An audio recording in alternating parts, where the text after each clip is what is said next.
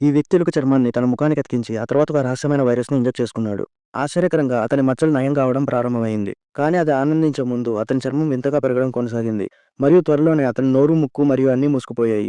ఊపిరి తీసుకోవడం కష్టమైపోయింది. అతను తన స్కాల్పెల్‌తో ముఖాన్ని కోసుకున్నాడు. కానీ తదుపరి క్షణంలో ఆ గాయం కూడా నయమైంది. త్వరలోనే ఆ వ్యక్తి మ్యుటేషన్ చెందిన చర్మంతో మరణించాడు. తన తండ్రి దారుణ మరణాన్ని చూసిన లీజా బాధతో కుంగిపోయింది. ఆమె తన తండ్రి చివరి కోరిక నెరవేర్చాలని ప్రతిజ్ఞ చేసింది. 10 సంవత్సరాల కఠినమైన చదువు తర్వాత ఆమె స్థానిక మెడికల్ కాలేజీలో చేరి తన ప్రొఫెసర్ల గుర్తింపును పొందింది. త్వరలోనే ప్రయోగశాలలోకి అడుగుపెట్టింది. ఆమె తన తండ్రి మరణానికి ముందు వదిలి వెళ్లిన నోట్‌బుక్‌ను తీసుకొని స్కిన్ హీలింగ్ కోసం జెనెటిక్ స్ట్రక్చర్‌పై పరిశోధన కొనసాగించాలనుకుంది. అయితే చాలా కష్టం తర్వాత కూడా ప్రయోగం విఫలమైంది. ఒకరోజు నేలపై ఉన్న మొక్కల గురించి ఒక పాంప్లెట్ ఆమెకు ఒక ఆలోచనని ఇచ్చింది. జంతు కణాలతో పోలిస్తే మొక్కల కణాలు సెల్ఫ్ హీలింగ్ సామర్థ్యాన్ని కలిగి ఉంటాయి. బహుశా వాటి డీఎన్ఏ ప్రయోగంలోనే అడ్డంకిని ఛేదించవచ్చు అని. ఆ రాత్రి లీజా చీకట్లో బొటానికల్ గార్డెన్‌లోకి రహస్యంగా చొరబడి వికసించిన కార్డ్ ఫ్లవర్‌ని దొంగిలించింది. ఈ మొక్కల కణాలు అసాధారణమైన నయం చేసే సామర్థ్యాన్ని కలిగి ఉన్నాయని చెప్పబడింది. త్వరలోనే ఆమె పుష్పకాండాన్ని రుబ్బి ఔషధంతో కలిపిన ఒక సీసా మందు తయారు చేసింది. ఆమె ఆతృతగా తన తొడ నుండి చర్మం ముక్కను కోసి ఆ గాయంపై ఎలుక చర్మాన్ని అతికించింది. గులాబీ రంగు మందు ఇంజెక్ట్ చేయగానే 2 విభిన్న జాతుల చర్మం వేగంగా కలిసిపోవడం ప్రారంభమైంది. ఇది లీసాను ఉత్తేజింపజేసింది. కానీ ఆమె తన అత్త ఇంటికి తిరిగి వచ్చినప్పుడు తన తండ్రి సమాధిని ఎవరో కూల్చినట్టు కనుగొనింది.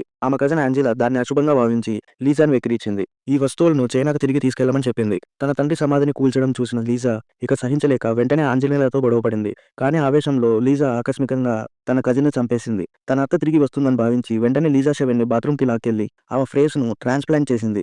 ముందుగా ఆమె స్కాల్పెల్‌తో తన ముఖ చర్మాన్ని తొలగించి ఆంజెలా ముఖ చర్మాన్ని తీసి దానిలో ఫ్యూజన్ ఇంజెక్షన్ చేసి ఆ చర్మాన్ని తన ముఖానికి అతికించింది. కొంత సమయం తర్వాత ఆమె నిజంగా ఆంజెలాగా మారిపోయింది. త్వరలో ఆమె అత్త ఇంటికి తిరిగి వచ్చినప్పుడు ఆమె ఎటువంటి అసాధారణం గమనించలేదు. ఆమె నిజమైన కూతురు బెడ్ కింద పడి ఉందని తెలియదు.